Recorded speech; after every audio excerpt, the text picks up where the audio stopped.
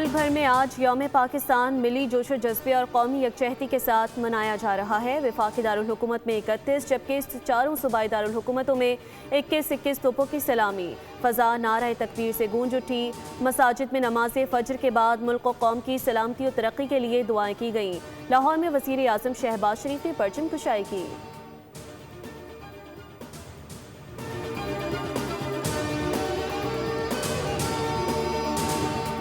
صدر مملکت اور وزیر اعظم کی یوم پاکستان پر پورے قوم کو دلی مبارکباد پیش۔ اتحاد و ترقی کے عزم کا اعادہ۔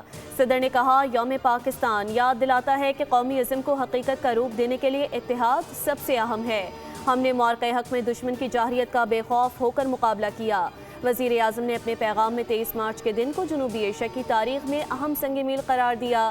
کہا چیلنجز کے باوجود پاکستان کی معیشت کو پائیدار ترقی کی راہ پر ڈال دیا ہے۔ مثبت اقتصادی اشاریے درست سمت کا ثبوت ہیں۔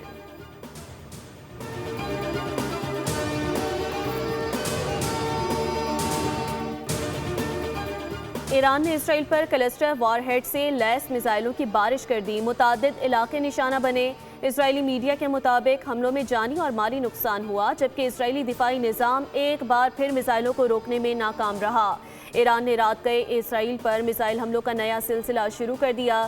اسرائیلی میڈیا کے مطابق یہ میزائل مقبوضہ بیت المقدس اور مغربی کنارے کے سمت فائر کیے گئے۔ مختلف مقامات پر دھماکوں کے بعد ملبہ گرنے سے نقصان ہوا۔ گزشتہ روز اسرائیلی ایٹمی مرکز ڈیمونا اور عراق پر ہونے والے میزائل حملوں میں 10 افراد ہلاک اور 180 زخمی ہوئے تھے، جبکہ متعدد عمارتوں کو بھی شدید نقصان پہنچا۔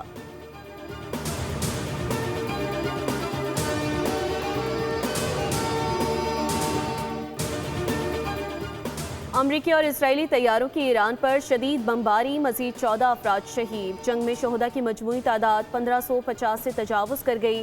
بندر عباس پر ریڈیو اسٹیشن پر حملے میں ایک شخص جاں بحق۔ خرم آباد میں بمباری سے ایک بچہ شہید اور متعدد افراد زخمی ہو گئے۔ کراچ کے مقام پر آگ بھڑک اٹھی۔ بو شہر میں محکمہ موسمیات کی عمارت کو 2 بار نشانہ بنایا گیا۔ حملے میں سربراہ محکمہ موسمیات شہید ہوئے۔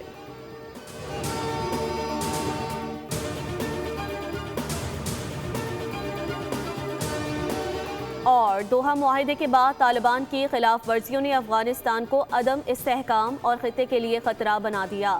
طالبان نے مذاکرات کے بجائے طاقت کا راستہ اختیار کیا اور کابل پر قبضہ کر لیا۔ ضلع میں خلیل زاد کی طالبان کو قابل اعتماد ظاہر کرنے کی کوششیں حقائق کے برعکس قرار۔ فیئر آبزرور کے مطابق خلیل زاد کی سفارتی حکمت عملی اور بیانیہ زمینی حقائق سے مطابقت نہ رکھ سکا۔ طالبان نے شدت پسند گروہوں کو روکنے کے بجائے انہیں جگہ دی۔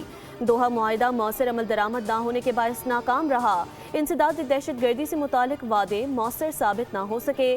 طالبان کی پالیسیوں اور غلط اندازوں نے خطے میں عدم استحکام کو بڑھا دیا۔